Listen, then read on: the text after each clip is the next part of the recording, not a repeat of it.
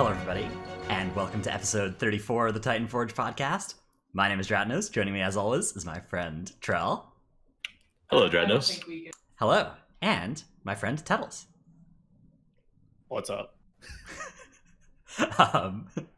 So this week we're gonna cover the Mythic raid coming up, Mythic Ny'alotha. We have all the Mythic mechanics that we know about for every fight, all the first 10 boss fights, and we'll leave the last 2 boss fights for another time. Those will, of course, be very interesting, but are a long way away for most people on progression. So we'll talk about the first 10, and then probably when we get back from Race to World First, Tettles and I, we'll talk about Carapace and Ny'alotha and how they actually shaped out once we saw what actually happened in those fights. So speaking of which, no show next week, and probably no show the week after either. And then we will return on probably Saturday the 15th of February. And our next show on YouTube and iTunes and stuff will probably be on Sunday the 16th.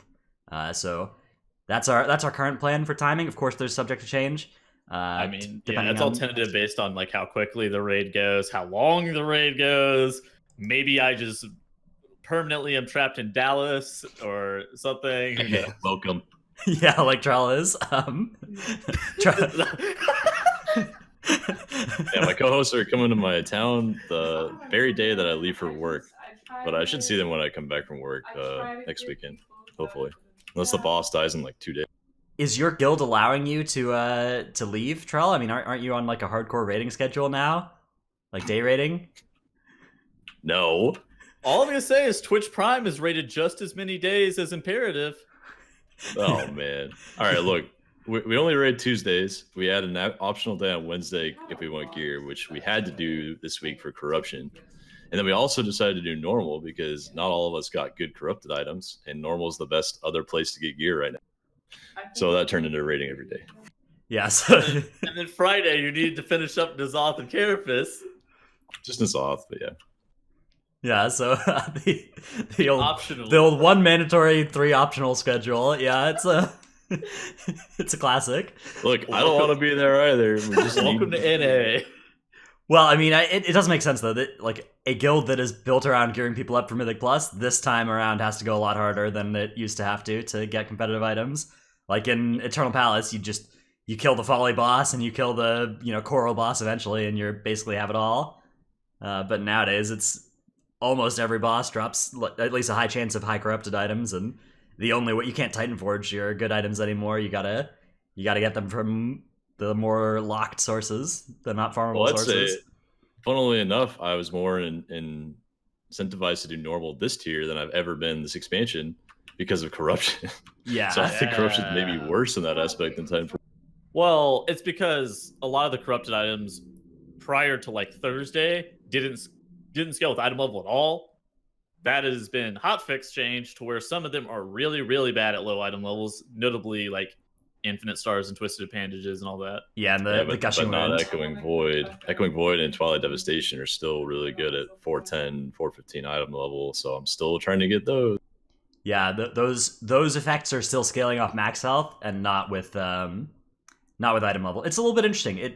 I think the item level change was probably good, although really one of the big effects that it's had is that people who are, who only get a couple of high item level drops per week now have a lot smaller chance of getting Abyss Corruption items than they did back when they could also get them from lower item level sources. Can we talk about like what the fuck is wrong with like Mythic Plus? Because I feel like you get 0 corruption pieces from PvP and Mythic Plus, but you get like a lot from World Quests and you get even more from Raid. And I'm just like, it doesn't make any sense. Okay, so first of all, it looks like they may have hotfixed some of the drop rates when they did the when they hotfixed on Thursday or whatever yesterday the Infinite Stars and stuff. It looks like there's a chance that those have that World Quest drop rates in particular of corruption have gone down. I think so, yeah. Those were certainly very high corruption rates for a while. Have Mythic Plus drop rates gone up from it doesn't look like 0 out of 10 runs to like Mythic, maybe 1 out of every 3 runs? Mythic Plus end of dungeon 2 pieces last night, but it seemed lucky. Yeah, the end of dungeon rewards from Mythic Plus seem very unlikely to corrupt, which is not. I understand their desires to not make it so that we have a huge incentive to farm a lot, but unfortunately, the effect is now that the amount of hours spent farming needed to get the gear has gone up rather than down, right? So I mean, yeah, and the system sucks right now because you don't have like a library of corruption pieces that you can pick from. You just like take what you can get, and if it's not the best in slot one, you're just like, oh shit, I'm doing 10% less damage. Yeah, This is so stupid. But if you get the good one, then you're just like hard-earned raid spot right there, dude. I this is why I think that all pieces should have like originally been corrupted, because like it just takes so long to be able to get to those pieces. And then it also like generates, you have like there's like item level disparities that you're actually picking from, as opposed to right now where you're only picking trait disparities. You're only picking for trade as opposed to there's no item level distinction going into it. I mean, you will start making item level distinctions as soon as you have more corrupted pieces, right? It's just now when your corruption budget is not well spent, you're just looking for any way to spend your corruption budget and get to like 38 corruption or whatever, 39. Well, this is the most important point of the patch, right? Like the first like 3 or 4 weeks of the patch are by far the most important. And if you feel like the patch is just trash the first couple of weeks, you're just going to stop playing. Yeah, I definitely agree that it's not a good feeling right now for if you don't have good corruption. I'm like desperate. I'm doing every single blue item world quest. I've not gotten a single Echoing Void, Twilight Devastation, Gusting Wound, Infinite Star on any character. And my Prot Warrior, which has done like 24 bosses this week, 20 Mythic Plus keys, every world quest, every vision, every invasion, every emissary, has gotten none of those, and I've gotten 2 corrupted pieces that are good, and they're both avoidance. That's it. Pog. Yeah. So 20% avoidance on my warrior. I think what they could have done is they could have made like corrupt the tiers based on item level instead of just random. So like, okay, what if 410 to 430 was always a tier 1 corruption roll, and 435 to 455 was always a tier 2 corruption roll, and then 460 plus was always a tier 3 corruption roll? And that way you could, if you were doing heroic and high mythic plus, you only needed a couple of corruptions to fill up most of your corruption tier 3 budget, and then you could fill in with some pieces from lower. Well, part of it too is that like the passive stat procs and like Gushing Wound and shit like that are only like 15 even at tier 3. Well, Gushing Wound they just don't have a tier 3. Yeah. Well, and the stat procs do, but they're on a smaller, they're squished. Yeah, exactly. And that would be how you have to fill up your budget. You would take like one high budget item. You'd take like Infinite Stars rank 3, Echoing Void rank 3, like one of the high budget ones, and then you would take one of the low budget ones, which is like Gushing Wounds or like whatever else, and then you would just equip those. That would make the most sense, like what you're saying. I think I agree with that. Yeah, some way to just make it so that you're not there's just so many wheels of RNG that are you need to stop all 3 wheels on a good roll to really get a good outcome, right? Yeah. And that is tough right now. I'll be fine in like a couple of weeks when I have options, like we said. I think that even just a higher corruption drop rate would go a long way to fixing it too. The fact that corruption is just so rare is... I think it's the exact same like rarity as Titanforge, which is like, what the fuck? Yeah, I think it needed to be higher given how many extra moving parts there are now. All right, anyways, let's move on to our main topic and stuff. But first, let's thank our supporters over at patreon.com, keeping the show running. We really, really appreciate it, and we can't wait to be back to keep making shows for you after we come back from Race World First. Those supporters are Ahar of US Proudmore, Paul of US Proudmore, King of Skills, VTech XD, Rock, Zuko, Ja, Uncle Please Invite, Khalifa D. Pog, Drunk Swede from Legion of Lemmings Ardent Dawn EU, Mrs. Tettles, Actually Tootsie, Heltari, Ishio, Blue of Emerald Dream, Chromed, Seraphicus, Trekkie, The Marsh Hare, Regulus, and Never Nude. Thanks for... Yeah. I actually played Chromed in Tuesday the other day. Good game, Chromed. Did you win? I did win. I felt bad. It's my Patreon. You should have thrown it. You should have thrown the game. If you throw there though, that's RMT, and then you get banned. So it's good thing you won. Yeah. Yeah. If any of you would like to have your name read differently or whatever, or if you're on that list or you're not on that list and you should be, just ping us in Discord and we'll fix it. By the way, that's basically the best way to get in touch with us on Patreon related matters. So let's talk a little bit about before we get to our Mythic preview, let's just quickly talk about our experience with the Awakened Affix. Tettles, have you gotten to play any Awakened keys? I did a 19, and we Okay. progressed through a freehold. I was shocked that you guys did that on Tuesday, like with no gear yet or anything. I think I'm gonna time a 19 later today. You're shocked? I mean, okay, so I don't know. We were just like, let's get this out of the way. I don't really want to deal with this for the rest of the week, and so I did a 19 on Tuesday. I don't know. I've been putting a lot more time into PvP than It makes sense. grinding Mythic Plus. One That's high fair, key, and you're just done. But PvP, you've got a lot of work to get to your high rating. Yeah, exactly. Yeah, and like if the corruption drop rate from Mythic Plus was higher, it would make sense to maybe spam some 6s. But Yeah, I You definitely agree with that. If the corruption drop rate was higher, then I'd probably be more inclined to do 6s and just get like 1800 in PvP. But the corruption drop rate is the exact same for PvP and Mythic Plus, and it's bad. So I'm just like, all right, well. also, can we just talk about how extra items don't start being awarded above level 6 this week? That's really lame. Like, you should at least Oh get. yeah, I forgot about that. Like, so you still only get the extra items at level 16 is when you start getting the 40% chance per level of an extra item. And item over reward isn't higher in a 16 than it is in a 6. So there's just like an awful dead zone where you're not getting any benefit for running keys. So like if you've already done your high weekly key, you have no incentive to go do another, like to help your friends with a 15. There's like so little loot from it. I think that they should really on this first week also increase the drop rate above 6s of items if that's going to be the ceiling of loot. I'm not super hot on Mythic Plus this week too because everything feels like just a fucking drag, and I know that like 4 weeks from now I'm going to be literally doing twice as much damage as I currently am. So I just sit there, I'm like, Yeah. Or I could just do one key and just not bother. Definitely one key is the outcome of the current set of incentives, and the fact that it's also bolstering week, so you can't really like it's not really fun to just spam 6s on bolstering anyway. Are Nerf and yeah. Fu going for rank 1 world? No, they're just doing keys like I am. I mean, I think it's fun to make the new routes for the season and kind of set the meta in some way. That's my incentive to do. I get that. All right, let's move on to our tip of the week. My tip of the week is that they've changed the drop rate for coalescing visions upwards. So if you are doing daily, weekly, and bi-weekly stuff, if you're not missing out on daily lesser visions, if you're doing some daily quests, you're now getting extra horrific vision runs that you didn't get before. So instead of having not very much room for mistakes before you start pushing back your rank 15 cloak date, your rank 15 cloak date is now safe, assuming you're doing daily stuff. Even with some mistakes or fun runs in there, you will still be able to get rank 15 the week that it's available.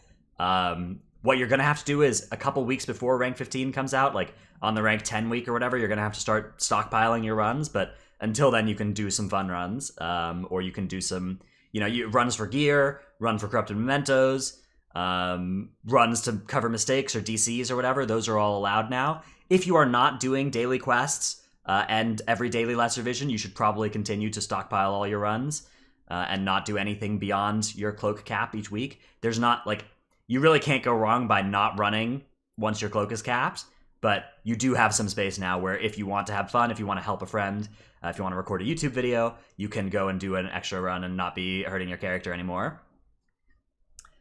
Trell, what is your... Oh, and a quick question from chat. How do you tell what the cap is each week? It just goes up by 1 each week. So this week, at the time of recording this, your cloak is capped to 7, and each week afterwards it'll be increasing by 1. So you can tell because you won't get a quest from Ratheon until the cap goes up. So if you don't have a quest from Ratheon, you're not getting a cloak upgrade from your run. But Dratnos, what if we use party sync? Yeah, that was how the person got rank 7 on that first day, right? Was the party sync abuse? Yes, and they got banned. Yeah, A of all, if something like that works, you better make sure nobody finds out about it, or else you're getting reported and banned. And what about the guy who's got all the 375? Yeah, the Man, I saw that one. All the mythic ass, right? Yeah. All right. So let's think this through. Okay, so basically, what we're talking about is there was a screenshot going around of this guy of an armory link of this guy who had 3 475 pieces of Azurite.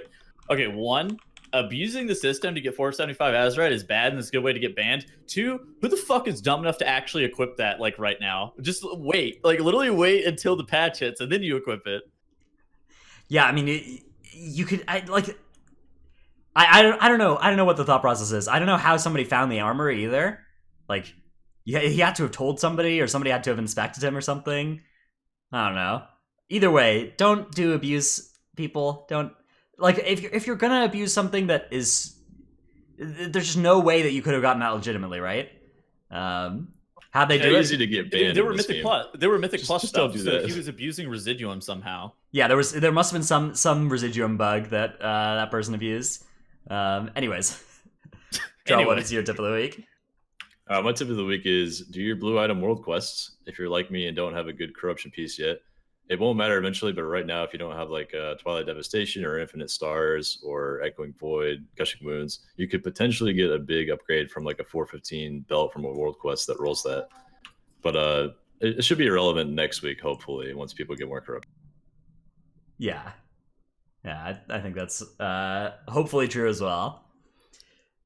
All right, Tettles, we have a clip of the week. Ooh, I see you've gone with one from my stream here.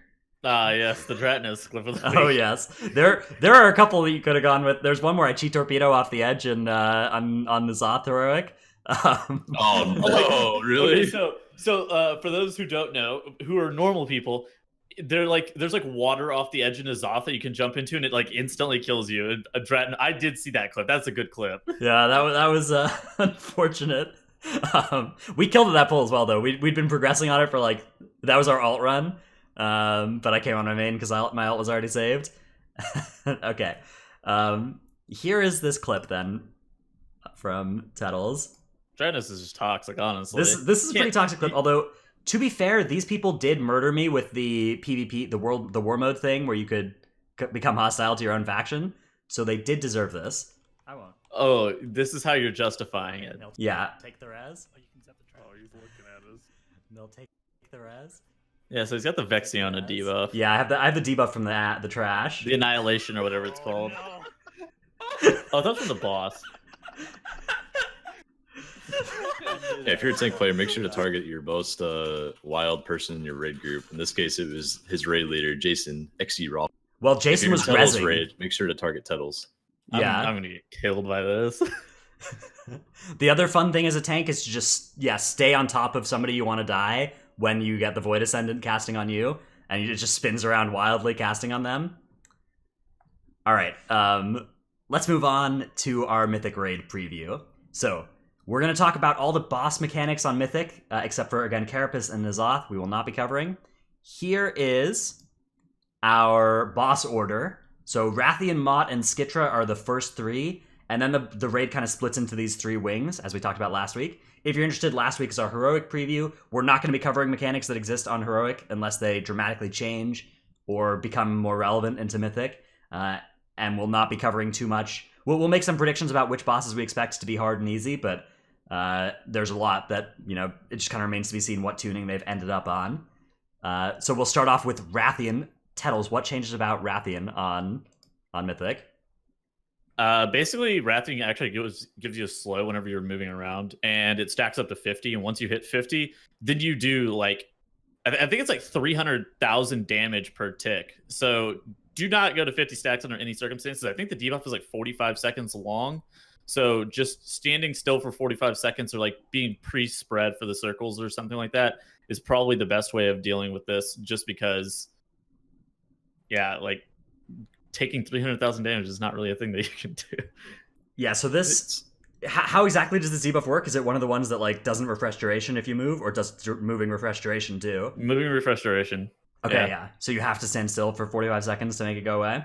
Yes, correct. It seems pretty unlikely. Maybe there's like one point in the fight where DPS could do that, or tank. Probably not tanks, but maybe. I think it stacks up DPS. pretty slow though. Yeah, so you can just sit at 10 stacks and then move up to 15 stacks and 20 stacks and then eventually reset it before 50. It's Intermission. dispellable, right? It's a magic debuff.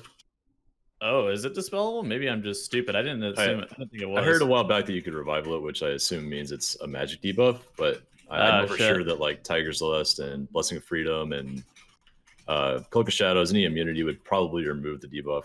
Yeah, no, if you can remove it by like shapeshifting and like Tiger's Lusting and shit, then it's probably not as bad as it sounds. Yeah, I assume that's the play. Like you just got to plan on when you want to remove your own debuff, and if you can't, if you're like a warrior or something, then have a healer dispel. Yeah, we assume this boss is not going to take very long for most guilds, right? It looks like this is going to be one of the ones that goes down fairly easily. The other thing that changes here is that crackling shards, the little spires that show up, now leave behind a lava pool. So clearing out the ones in the space of the room that you most need is probably a little bit more important than it was on Heroic. Although, again, we doubt that this will ever really wipe you, unless you're in a really low DPS group that goes through many phases. I don't know what the Enrage Timer is going to look like, though, so that might not even be something that's feasible. All right, next boss fight is Prophet Skitra. Man, how long do you think this boss is going to be on Mythic? It's already a long boss on normal and heroic. Skitra? I think so, right? Isn't there a mandatory? Yeah, like, it always does 4 illusion phases. Yeah, 1 every 20%. So yes, I expect this will be a fairly slog of a fight, like 7-minute or 6-minute or something. This fight is weird as fuck on Mythic. Yeah, so Mythic is really cool here. The way this works is that you will have your 2 different debuffs for the entire fight, and each debuff will every single ad that spawns will only be visible to half of the group. So, on Heroic, those walls that come walking across the room are visible to everybody. In Mythic, they will be visible to only half of your players, and you will need to... that group will need to tell the other group where is safe, and so they don't stand and get immediately one-shot by it. And similar to the other ad, the one that you have to run away from and kill, is also like that. And so you're going to have to use world markers probably quite a lot to indicate where things are. It's pretty cool. The technique for this. Double Guardian Druid. Okay. And you 2 have them... Roots. Yes, because they're going to be in separate phases from one another, so you'll always have a mass root for the wall. Okay, what if my druid is barely level 120 with 1 Heart of Azeroth level or whatever? Well, he is probably below a Blood Death Knight. Yeah. Druids do have both sets of utility for that. I think you'd rather have that utility on your shamans and other druids in the raid, though, so you can gear your tanks for the Zoth and Carapace fights. Obviously, that. Yes, as long as you bring a good number of druids and they all have mass entangle, you're hopefully going to get them in different groups, right? Right. And if you don't, then you can panic one of the walls and be fine with... Something I didn't know is if half the wall is on... I didn't know if one side saw half the wall and the other side saw the other half of the wall. Or I'm not sure either exactly how it works. Saw the whole wall and the other one didn't. What if there are 2 walls coming from the different sides, one for each group to see? That's what I was saying. Okay, yeah. I'm not sure. Yeah, that's why I was like, I wasn't 100% sure on how exactly it worked. That's like one of those things that I have to see in person. But from how it was described, there's definitely some shit with the wall. There's definitely some shit with the ads, and only one group can kill the Psyche ad as well. Do you guys remember Mr. Sazine from Tomb? I think this boss is going to be very similar to that in terms of movement, where you just even though half the raid can't see the wall, you just follow the leader and move tightly as a group, right? Yeah, you just stay together so you don't get hit by by anything. I actually like this fight. I think this is going to be interesting on Mythic. Yeah, I think for a second or third boss, it's hitting a pretty good mark. All right. Better than Blackwater. Yeah, and again, the strategy we like for this is the 2 tanks. One of them puts a world marker in front of all the Skitras they see, and the other one calls out which one they see a Skitra in front of. Well, that's going to be different on Mythic, because only one group can even see the ads. Or no, only one group can hit the ads. Only one group can hit the ads. Not one group can see the ads. Only one of the groups can hit the ads. I'm talking about the other, the heroic mechanic reminder. Yeah, the illusions. Only one group I think can hit them. I think that that mechanic is carried over from heroic the same way, but we'll see. Yeah, we'll see. Yes, we'll see. Holy shit. Otherwise, that just randomly is a lot easier then, because... Yeah, I don't know how you'd identify it if only half the group... Only one group can hit it. But the other group can see it? Okay, interesting. Oh, they can still see it, okay. So what's the other group doing? Just AFK? Oh, fucking AFK. Alright, anyways, next boss on the list is Mott.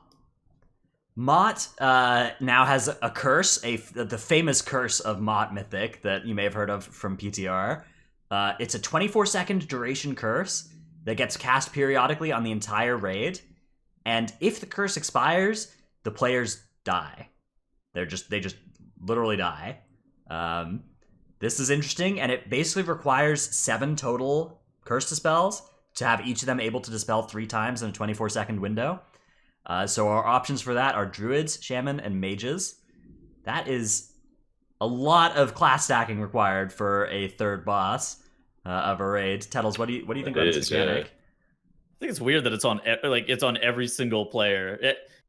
Most of the time, you'll have stuff like this, and it'll be similar to what was it, Conclave? Yeah. What was that? What was that boss in Battle Desarlor that had that? Was it Conclave? I don't remember the exact name of it. It had all the fucking like the jungle boss, whatever it was in Battle Desarlor. But like that one had Curse Dispels. Curse Dispels are not exactly the most common thing. I guess it's nice that it's also on a mage and a druid because those are two of the more popular classes. But that is a lot of dispels that are required. So okay, are the mechanics in the fight? Do they interact with the curse at all, Tettles? Do you know if like standing in a void zone means you won't die on expiration? I have absolutely no idea. Actually. Okay, if that's true, cool, yeah. Works. If that's true, then that makes a lot more sense because otherwise it's pretty stupid. Up, right? It blows up in an AOE around you. I think that's what I heard. Whenever you dispel it, whenever you dispel it, then it does like incidental damage. It's either to the player or to the whole raid. I don't remember exactly. Okay, so you gotta stagger them no matter what. Either way, you'd have to be careful about like dipping into void zones away from where anybody else is. Yeah. I think the tanks could run Null Barrier Major and remove it themselves, if I'm not mistaken. I'm sure there's a bunch of other ways to remove it, like immunities, staggering in there as well. There's a lot of options. Sounds like I actually really like this idea. So you'll still have to be careful because you can't just you can't all be dipping into the same void zone because then everybody who's outside the void zone will be getting hit by that AOE every time somebody touches it. So that'll be careful. So that'll be something you have to be careful of. But very cool, very cool. Much better than literally requiring 7 of those classes. Although I imagine that comp is still like I imagine that the more curse spells you have in the comp, the better because then you can just have some people dispelling. And it's easier to then get a good spread. That's a good point. The next boss we're going to talk about is the one that we think is the least. This will probably be the easiest boss we think of the remaining ones. Hivemind. Hivemind has no mythic mechanics at all. Basically, everything that you see in Hivemind Mythic has already happened on Heroic. They are just enhanced. So. The Banelings are bigger. If you don't kick, you die more. Stuff heals more, or stuff deals more damage. And one notable thing is that the ads, when they drop below 20%, they will start healing themselves pretty rapidly. So you can't just like slow AoE everything. You have to individually target or do very high burst AoE as stuff approaches 20%. Otherwise, you're not going to be able to outdamage that heal. But you guys grip those things in when they get low and make sure the raid cleaves them down. Yep. Yeah, I think in general, making sure that you're stacked up in melee and then like having a couple demon hunters with Iris or Fel Barrage or what the fuck ever, just instantly kill them once they drop below 20% health is probably your best bet. And just like slow cleaving them the whole entire time and then having basically the rest of your raid just focusing on the bosses or killing the darters. I suspect that like individually targeting one mob out of 10 at a time is not going to be the move. So yeah, just burst AoE at the end is the play. Yeah. It's always worth noting on bosses like that where the ads need to die and they're hard to kill when they get low, is that whenever something is like inside the hitbox of the main target, they're going to take so much more damage than they are like 5 yards away from the main target and then like 10 yards away from the target. A lot of cleave damage is very tiny, but gets much more significant the closer the mobs are together. All right, let's move on to Xanesh, Dark Inquisitor Xanesh. So, Dark Inquisitor Xanesh is a little bit different on Mythic. You know how the soccer balls spawn from a goal that is exactly opposite them on the room? Well, on Mythic, they will instead spawn close to each other, but with a wall in between. So you will have to soccer them all around the room, around 3 out of 4 edges of the square instead of 2 out of 4. And if you mess this up even once, you wipe on Mythic. On Heroic, you have you can mess up one time and still kill the boss. So the soccer part is harder. And that's pretty much all. Oh, and okay. Also, every time you kick the ball, right, an ad spawns? Yes. Yeah, so that is... so basically, whenever you kick the ball and ad spawns, the ad will do like a 3-second cast. And if he completes the cast, then we'll do a fear that will fear your whole entire raid group and do a decent amount of damage. Yeah, so that will be pretty cool. Does not have a bunch of health, but the fear cast is kickable. So minimizing your amount of kicks on the orb is quite advantageous as like splitting a bunch of damage or like having to like panic range kick far side adds whenever like the dance is going on or anything else would definitely be in your best interest. So your people need to be Seems pretty good fun. at soccer, yeah. I think the raid, you probably want to pull the boss around behind the ball as a group so that you can stack the boss on the ad and it just gets cleaved down. I'm assuming Yeah. that's probably going to be The boss follows the ball and you That makes kill the the most ad each sense. time. That makes a lot of sense. Yeah. Beyond that, this will just be an execution fight. It'll just matter how good your soccer players are. So So you better hope you have good healers, I guess, right? Because you're going to be sending most of the time you're going to be sending healers or tanks going down. Well, 'Cause- you can each only go once, I think. So you'll yeah, exactly. play different sets through. But like your healers and tanks are going to be, I would assume you rotate all healers and all tanks through at least once, and then you're going to have other, just like DPS, just filling in the extra slots. You also, so on normal you can fail the soccer twice. On heroic you can fail it once. On mythic you cannot fail it at all. Yes. Otherwise you just instantly whip. right. Yeah. It's also worth noting when you're down there, you do 99% less damage to the boss. So that's one of the reasons why healers are really good to go down because I think they can still do full healing, right? Yeah. While they're in the soccer ball tentacle thing. Yeah. And then a good comment from chat as well that we've noticed too is that this is definitely something you can solo tank. As long as you reset the stacks of the Abyssal Strike, it's not going to be too lethal. The Abyssal Strike itself doesn't do too much damage as long as you don't have a lot of stacks. So just having a DH take one or somebody taunt one every once in a while, that's a very good option for this fight. Okay, one drawback of that is that if you have two tanks, you get two tanks that can go do soccer ball kicking. If you have one tank, that person probably can't do soccer ball kicking. But it's still probably worth to drop the tank for DPS. It's definitely worth to drop the tank for a DPS, but not having them in on the fight like reduces the amount of gear that they're going to be getting. Yeah, so that if your theory is that this is like World First Guilds, for instance, will not be playing optimal comps for most of these bosses. They'll be playing comps based on who they want to gear, right? Based on who needs gear from these. You'd definitely rather have more DPS in just to be able to gear more DPS. But like, this is like in my instance, my guild, I would just play arms or fury for that boss and let nerf solo tank it. For example, and if you could get away with that, that's better. But like, yeah, I mean, it's also some of the bosses just are weird loot tables in this raid. Some bosses have like one belt and no other items for many specs. It's bizarre. So I don't understand what is going on with the loot table instances. Why are trinkets all so dog shit? And like, why is that stuff like that where it's like, yeah, so I have one off piece available from this boss. And you're just like, what the fuck? Yeah. Speaking of trinkets, the trinket off of Ratheon, the very first boss that gives you a nice haste buff, but also gives you wings and slow fall random. That trinket is so troll in dungeons. I'll just slow fall. Yeah, you jump and and I'll randomly get slow fall and I'll go to Narnia across the map. You know what else gives you wings, Trill? Red Bull. And they're a sponsor of the Complexity Limit Race the World First at the GameStop Performance Center. Let's fucking get it. All right. Anyways. Up next we have Shatter. Shatter is the boss gets a hungry debuff every 5 seconds, and if it ever gets to 10 stacks, the boss will deal 250% increased damage. So you need to feed him little morsels that spawn from the miasma blob that spawns on players, and that's kind of all there is to him, right? You only have to feed him. Yeah. Miasma blob also roots instantly whenever it fixates a player. I don't know how the fuck you're supposed to deal with that. I'll be honest. Like, whenever I hear that, I'm just like, is the root dispellable? I assume it's not, just by the way it's like worded, is that it's just like not this dispellable root, especially since I didn't test Mythic Shatter. But like, as soon as you get fixated by the miasma blob, you're rooted in place, meaning your whole entire group has to probably get away from you, and then the morsel spawns, and the one player is able to pick up the morsel, go feed the dog, but then you get a pretty hefty dot on you for.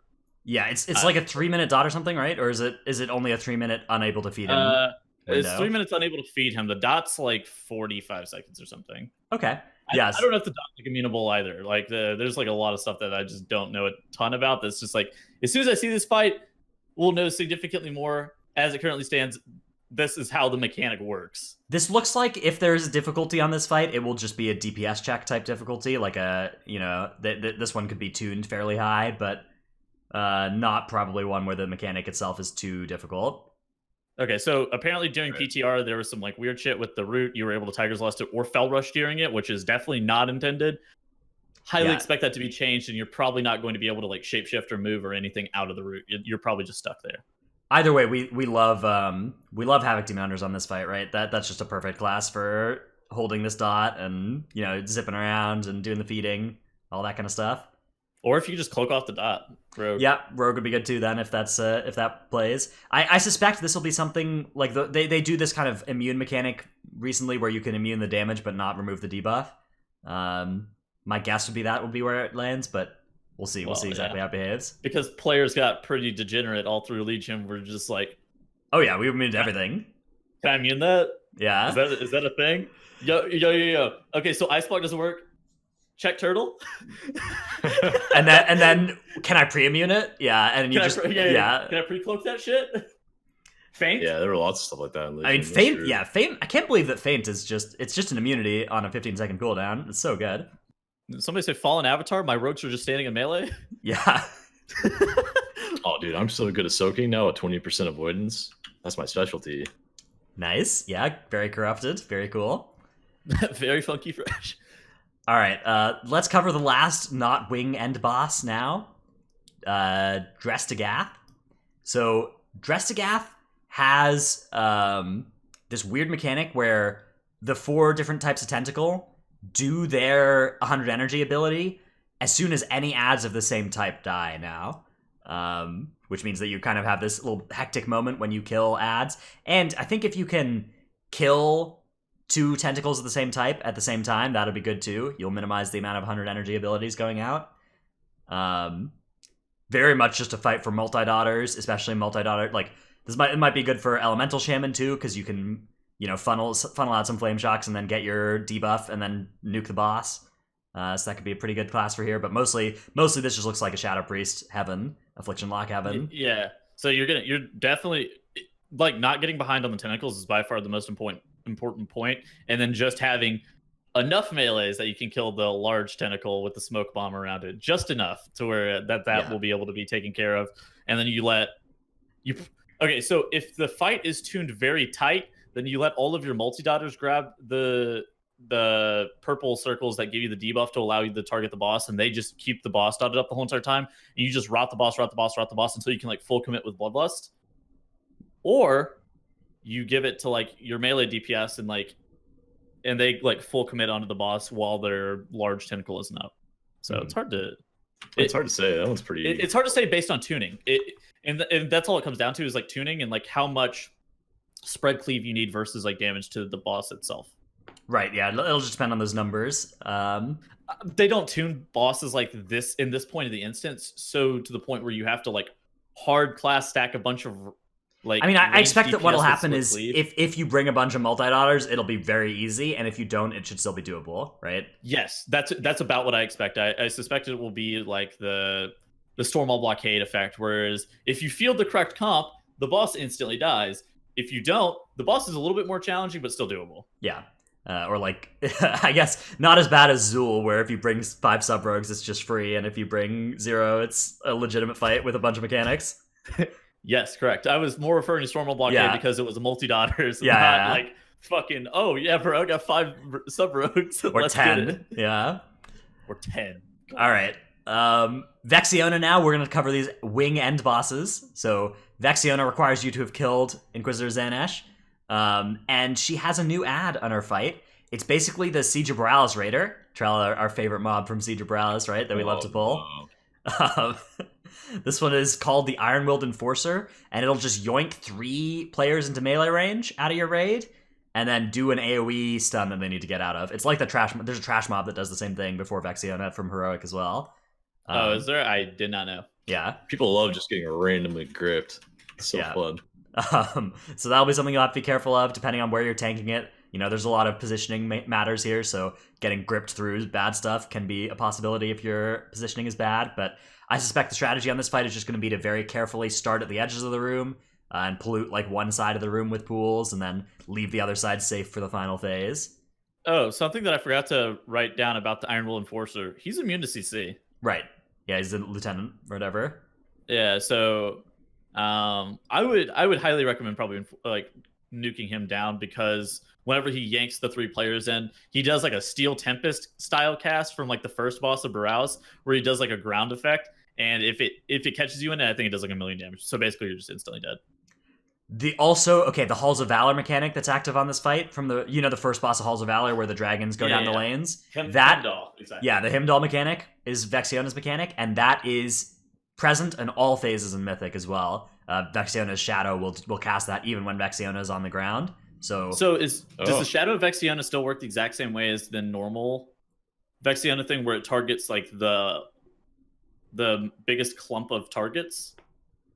I think that it aims at the lane with the most players. So but you're going to want a balance of players where you want, like, you probably put like all of your healers and your melee DPS in melee, and then you field as many ranges as you possibly can, and then you just like set them on the outside. I initially thought that this was going to be like a melee heavy fight though.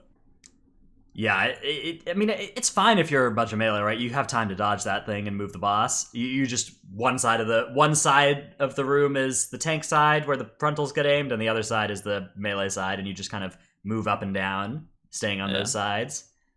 Something that I'm going to have to test myself is like that Iron Will Enforcer. All like grips are really shitty grips, and you can just like wild charge out of them or disengage out of them. I highly suspect I'll be able to just like disengage as soon as you get targeted. Yeah, true. All right, so we think that this is probably going to be the easiest of the 3 wing end bosses. We think Rodin and Iligan are more likely to be real walls. At least I do. I don't think that any of the bosses before these are likely to really be walls for World First progression. For later guilds, I could see maybe Xanesh being a tough one to execute well, depending on, like, you need all your players to play good soccer, and that can be hard. But I think that most of the difficulty in this raid is heavily weighted towards Rodin, Iligan, Carapace, and Ny'alotha itself. Let's talk a little bit about Rodin next. Rodin in Mythic has a 3rd orb in addition to the Vita and the Void ones, right, Tettles? Yes. So basically there's a 3rd orb, and I did not write down what the name of the orb is. However, it's like a fire style orb, and basically whenever it hits the boss, it will cast missiles at every player's feet, dealing a pretty significant amount of damage. Basically, you die if you get hit by them. So you have to like dodge out of the missiles if it hits the boss, and then it spawns a Night Terror ad, which casts this thing called Dread Inferno, which think of like the tornadoes from Radiance of Ashara, except it's like hard fixated onto a player. And it's like the tornadoes from the first boss room in King's Rest, right? The ones that are just heat seeking and chase you from the warriors in King's Rest first room. This one like fixates, so it's a little bit different. Right, that's how the ones in King's Rest work, I'm pretty sure. Oh, okay, never mind. The ones in KR... It almost feels like they fixate. They spawn in front of the... I thought the ones in KRs... Yeah, I thought those were just circular. No, they definitely fixate me, man. That's how I always get hit. It's definitely a fixate. Yeah, they fixate Dratnos only, yeah. Yeah. His Harwin's fixate, kind of. On initial cast, they fixate, yeah, and then they go into a circle pattern. Okay, but those don't fixate you, Dratnos? No, I can dodge those ones. Come on, Tettles, don't be ridiculous. But yeah, okay, so you basically have to dodge the tornado that is fixating people. And that is... Okay, then there's the Unstable Nightmare mechanic as well on Mythic. Unstable Nightmare is a debuff that will go out on random players, and it has 5 stacks, and then it explodes, and anybody within a 15-yard radius to the player, I think they just die. So you have to get like out of your rig with it, and then once that once the explosion goes off, I think it's after like 6 seconds, then the debuff goes to the nearest target, and then you lose 1 stack. Yeah, so it's like the Vita one that zaps between the farthest targets, but it's between closest targets, and you need to get away from them. It's interesting, especially when the Vita is going on at the same time. This will be pretty hectic. I could see the Vita jumping to the wrong person, depending on how you handle this nightmare.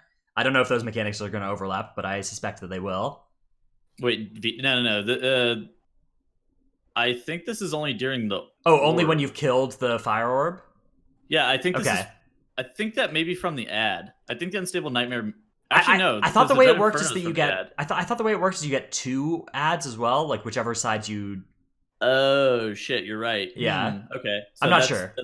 That's definitely right. Man, there's a lot of new stuff in this. Yeah, mechanic it depends on Rodin. exactly how the orbs work. Like if you're gonna get 2 ads and 2 of the orb mechanics, or 1, that'll matter. We'll have to see exactly what the overlaps are like. The other final new mechanic on Rodin is called Corrupted Existence. It's a 30-second debuff on 3 targets. It instantly deals damage to the players, but then it also increases their max health. So it basically just makes their health bar at 50% or whatever. And then if they ever get topped while they have that debuff, they die. They're gone. So you have to be very careful to not do too much like massive, like not hit revival or whatever when this is out. The players affected, if they're like warlocks, just throw on Burning Rush. Take some avoidable damage if it's not going to kill you. I don't know. Just keep yourself from getting to 100% health. What if there's are there any like healing absorb trinkets in this new raid, like there was in Crucible Storm? Talking about like Voidstone. Yeah, like Voidstone would be really good for that, but obviously you're not going to wear Voidstones if it's not super important. Just put Artifice Major on. Artifice Major only covers like 8 seconds, right? On them. It could be good if they get close to full though. Yeah. It's such a weird mechanic though. It's just like don't top the player otherwise they die. I'm like 30 seconds is a long time. 30 like, seconds is a long. Yes. All passive healing for 30 seconds. You have more max health, right? So I would assume you just like get out of the raid. Yeah, get away from the AoE healing. I don't know. Definitely some ways to damage yourself would be nice as a safety net. Yeah. Don't attack the boss if you have a leech. Yeah. You roll leech as an outlaw rogue, just go AFK. All right, and then the final boss that we are going to cover today is Il'gynoth. Il'gynoth looks like it'll be a complicated execution fight. Clicking off your hots as well on Rodin will be a good thing if you need to. So maybe macros for doing that will be useful to have. All right, so Il'gynoth. We have 2 new mechanics on Mythic, Claddagh Corruption and Cursed Blood. Tettles, what does Cursed Blood do? So Cursed Blood is like it's like a circular debuff that will like spread. It'll like expand and contract, and it is dispellable. And whenever it's dispelled, it'll explode, dealing damage based on its size. But if it gets to like the maximum size, then it will just like explode automatically, doing I don't know how much damage it actually was, but it didn't like seem like the most insane amount of damage whenever it was at max size. However, I bet if you got comboed all at once, it would be pretty catastrophic. Okay. So that's just a mechanic to manage. And then Claddagh Corruption is the other new mechanic on Mythic. They're ads that spawn during the organ phase, so when you're hitting the organs.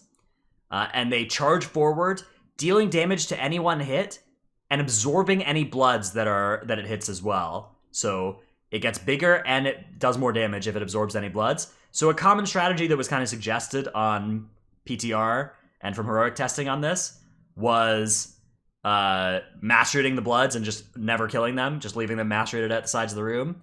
That is not going to be viable if Claddagh Corruptions are going to charge those and eat them all up. That will be very bad. So you need to be very careful of the bloods there, and it probably means that you're just going to have to kill bloods pretty aggressively to make sure that the Claddagh Corruption does not stun them, or to get them. And you can always get the bloods out of the way with grips or whatever if the Claddagh Corruption is going to charge at them. What does the Claddagh Corruption do? Is it just tank damage, or is it something else?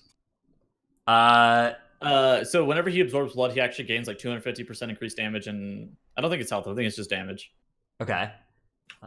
So yeah, maybe survivable. Then it may be possible to let it absorb some, but I think that's going to be bad to have happen. Yeah, I don't know. If it's like a slow big ad, maybe you could just kite it around the boss as a tank. I don't know. Maybe some crazy. It's definitely not slowable. Okay. So like you have to actually do the mechanic. This is I think they removed the ability to be able to like hard cheese Il'gynoth pretty heavily with the I think they tested this boss like 3 or 4 times. Like they tested this boss over and over again.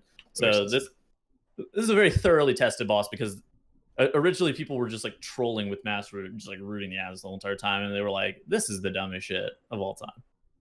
So this is our summary of the Mythic mechanics of the first 10 bosses in Ny'alotha.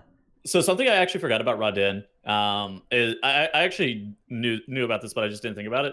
People are like tanking the boss like right on top of where the first orb, like one of the orbs that you want to eat will spawn, so that Rodin will instantly absorb that orb. Then you'll kill one of the far side orbs, or like you'll move the boss away to where you have more time to where the orbs won't just like contact with the boss, so you can actually deal with one of the adds a little bit quicker. Okay. And You just want to start that process as fast as possible. You want to start the process early, because a higher uptime with 2 adds at once is not right. You want to stagger when you have the ads active. That makes a lot of sense. Yeah. Very cool. Okay, I'm super excited to see what our friends in Limit and Method decide to do on some of these bosses. Like some of these mechanics, I bet there's a cool way to deal with them. Like I wish there was a way to just like kite that big ad around Iligan permanently as a brewmaster or something. Just the speed bonuses. That'd be pretty fun. So hear me out. You just do the exact same thing that people did during Star Augur, and you just transcend and you take the ad out of the room and you don't reset the boss because it's broken, and then you just get world third because of it. And then you get banned, yeah. And then your whole entire raid gets banned for a week, and then that doesn't seem like it's a profitable strategy. I'm not sure that's what you want to do. I don't know, man. That guild did get world third Star Augur. What if you just mass root all the bloods together, and then you just, as soon as the Claddagh Corruption charges them, you just mass grip them away, and then they become CC immune at some point. The bloods do? Okay. I think they have like a PvP deal. Okay. That makes sense. Yeah, actually, I knew those things DR'd slows. Yeah. Okay. So those are the first 10 bosses. We are not going to cover Carapace or Ny'alotha this episode. When we get back, we will talk about what happened with those fights and what to expect as you go to progress on them. But we think that everybody listening to this podcast will probably not be on Carapace by the time we return. How do you feel about Carapace or Ny'alotha, like on Heroic so far? I loved Carapace on Heroic. I thought that was a really cool fight. And Ny'alotha on Heroic, it wasn't too great, but I don't really care about the heroic difficulties of fights too much. Like Unot Heroic, for instance, was something that was very boring for me, and Unot Mythic was, I think, one of the best end bosses they've ever made. So, you know, I think that anybody who is killing heroic bosses week 1, it's not really content that's aimed at you, right? It would be like saying the LFR fight is boring. You know, it's not really for us. So that's Carapace is a cool fight though. At the same time, I actually do like how they're removing the first phase of Ny'alotha from the Mythic encounter. It's like Gul'dan, right? That's a good sign for a Mythic fight, is when they have a boring phase 1 that goes away on Mythic difficulty, and you just have to deal with it during the phases instead. That's perfect. Ashara, significantly better fight if they don't have that phase 1. Absolutely, yeah. If Ashara, you can just fight her, and the 2 ads are with her on the first phase, or at the start somehow, you know, that would be better. So love that decision about Mythic. Mythic Ny'alotha, we don't know what the last phase is yet. There's a sub 50% phase that we just don't know what is like at all. So basically, Heroic Phase 1 doesn't exist. Heroic Phase 2 is Mythic Phase 1. Heroic Phase 3 is Mythic Phase 2. And there's a Mythic Phase 3 that has no mechanics in the Dungeon Journal and will be entirely new to us. So be sure to tune into the Race for World first to find out. Twitch.tv/complexity, by the way. And Carapace, I think, will be a big wall. Absolutely, I think Carapace is going to be a fantastic fight to watch, and will last several days. I hope. I think that most of the bosses before Carapace will probably be going down in the first couple days of the raid for the World First guilds. Although I could see Rodin or Iligan taking a while. I don't think many of the I don't think Rodin. I think bosses besides Rodin, Iligan, maybe VexyOna will probably not take too long for World First guilds. So typically during World First times, especially with these like long ass raids, like you'll get like the first 9, 10, 11, like they even kill through Agrimar on the first day. Yeah, they didn't kill Agrimar day 1, did they? They just killed up to Agrimar, right? Or did they actually get Agrimar day 1? I think they got Agrimar day 2. Yeah, I think they did not kill him day 1 at least. Yeah, definitely killing the first, like killing Coven and Varimathras on day 1 was that was pretty easy to do, even just the first couple days for a lot of guilds. Those bosses. Exactly. So the first, like, most of the time, if you have appropriate gear and you have appropriate prep, the wing bosses, like even the VexyOnas and shit, are like fairly easy. If there's anything that will stop guilds, it will typically be like a damage check wall. Yeah, so damage check could be Shadhar, or it could be one of the wing bosses. Mechanics checks that will hold up guilds that are not world first could be the soccer boss, could be DresstoGoth based on your comp. But those we don't expect to hold back world first guilds at all. I would agree with that. So basically, the only thing that like holds up world's first guilds out of the first wing are typically just like out of the wing bosses are typically just damage checks, and that's because either they'll be not doable or they'll require you to have to play a certain way that is just like, this is not exactly the most reasonable shit. Think about Fed to Devourer in that regard, because they're not going to put a wing boss. So the last time they did this was like Gorfiend, where like Gorfiend was actually probably the second hardest boss of Hellfire Citadel, and they put him as like the sixth boss of the instance. They have not done that since. They decided that that was not a good strategy to implement, and so instead that they put like far more challenging bosses towards the end. Yeah, I think that's I think it's a good way. I think it's good when the difficulty goes up over the course of the dungeon for the most part. Yeah. That's a good way for the raid design to work. All right, we'll return next time we'll cover what happened on the race for world first, and we'll start then talking about awakened keys and everything as we transition to the rest of the patch. But that is our preview for Ny'alotha Mythic. Let's quickly cover some questions and answers. We do have one that I think is interesting, that is from King Zanam in Twitch chat, who asks, suspect any class nerfs before Mythic? Fire mages, DHs? Any of you guys foresee any nerfs coming to any classes? For the record, Honestly, I don't think so. I think they're only going to nerf corruption, if anything. They have so much to do on balance that they're probably going to only hit the most challenging area, which is currently corruption effects, in my opinion. But I don't know. What do you think, Tom? I think that's pretty fair. I don't think anything's like outlierly like overtuned or undertuned. Maybe they buff up Frost Mage and Sub Rogue a little bit, but I significantly doubt they're even going to touch anything class balance wise. I think Charles spot on that they're just going to hit corruption. yeah, I could see some specs here getting hit. I don't think Havoc is likely to get touched. I think Fire is maybe outlying a little bit. Well, Fire Mage is just like an out.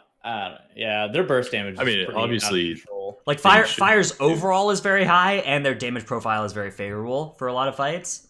And for everything, yeah. Yeah, so I think that like they have a good total number. Like that Fire is balanced when they're doing a little bit less overall, and their damage is better, burstier and stuff than the other specs. So I mean, it's just how Ignite Cleave is also just one of the most stupid mechanics possible too. Yeah. We'll see what happens with those. I think that corruption changes are probably not likely anymore either. I think that the set of changes they made was the last set of changes they'll be making on Thursday. I think that anything except for like a tweak on some class balance, I don't think we'll see more corruption changes. Basically, I think that the item level scaling on Infinite Stars and Twisted Appendage and Gushing Wound will be the last one there. Yeah, I think realistically, you're probably right. They just don't have the resources to pay attention to a lot of this stuff these days. It seems like the QA of this patch has been a little rough. You can tell they're just hanging in there, trying to balance with they're doing their best. They're doing their best. I think they're probably all ending Shadowlands and just like Oh, yeah. they just like ship the fucking patch, right? And it's fine by me. If that makes Shadowlands come out faster and or better, I'm all about it. Get me out of here. Better. I would prefer Shadowlands come out faster and better. Yeah, I'll take either though at this point. Okay, so have you guys had this issue where the whole entire raid, like anytime that there's more than like 20 entities pulled, your whole entire raid just like you get the most insane input lag possible? Yes. Do you have the stun tracker on nameplates? The NPC DR stun tracker? But even then, okay, so yeah, the NPC stun tracker, like the little green orb thing, that's like mega broken this patch and will lag you the fuck out. So I would recommend disabling that. That's what's like giving you major frame drops probably. What I was referring to is I will even have that off, and also turning off your nameplates will help a little bit too. But even then, on something like Carapace, I'll turn off my nameplates. I won't even be lagging like frame-wise, but I will just have the most insane input lag. And I can't tell if it's because I'm in a 30-man like group, or if just this patch is just terrible. I have not had that issue myself. Yeah, I didn't actually lag on the third phase of Carapace, but a lot of people did, and I told everyone to like keybind that before we did it. And I'm glad I had that keybind because it actually helped me out in Temple Run yesterday, where we had 1 million Temple conscripts in one. I just turned off my nameplates and I was fine. But yeah, the stun DR tracker, big deal. Turn that shit off. That will help you with frame drops. I was more referring to just like input lag. Yeah, I have not had input lag issues except for when the assault flips midway through the week. that zone gets so crowded immediately before and after that Yes. assault flip. Do not go So there. wait. It's so busy. How many guys were you playing with? Because we had 30 people in our heroic runs. Did you guys have 30 as well, Dratnos? For 30, yeah, we did 30 for our first heroic, and then we did a all run yesterday with like 20, and it was also I don't know. Yeah, Maybe not we're bad. just fucking unlucky because like our whole entire. We also do have one of those green-red classes. One of those green death knights who may be just like disconnecting all of us with all of his wounds. yeah, it could actually be just unholy effects, or yeah, did you have a mage playing Living Bomb or something? I don't know, but we had a couple Starfalling Minkins and a fucking. There's no way to know what Starfall will do to your computer. There's no way anybody tested that on PTR. So we're playing Stellar Drift, maximum Starfall damage. Smart. All right, our final question comes from It's Bananas 01. Trell, do you think they're going to buff the end cinematic? Oh man, I sure hope so. Do you think That like was a I letdown. guess the serious version of this question is: do you guys think there's a chance of a mythic cinematic? A mythic cinematic only? Well, probably. I would like there to be, but I don't think Well, so. there's a mythic phase. Yeah, so it could look so odds different of at there the being end, a right? mythic cinematic is not. I would say not low. And yeah, it's the end boss of the expansion. It would be cool. I don't know. The one thing I do know is that twitch.tv/complexity is where you'll be able to tune in to hopefully see that first, hopefully. So, you know, do that. Say hopefully again True. for me. To probably see that first, maybe. So that's where Tettles and I will be for the next 2 weeks. No Titanforge for 2 weeks either. I'll be in Kansas. Yeah, Trell is we're Tettles and I are going to where Trell lives, and Trell is quickly getting away from us. He's like, oh, that's far too close. Get me out of Alright, here. so for those of you who don't know, Dratnos just does not wear deodorant, and his stench will stink up a whole fucking city. Yeah, it's how I keep people away from me so that I can maintain my gamer hours. I got to Gamer hours. That's a good point. Yeah. I got Tettles the drink. Love it. All right, that's gonna be all for us this week, though. Bye, everybody. We'll be back in 2 weeks. Bye.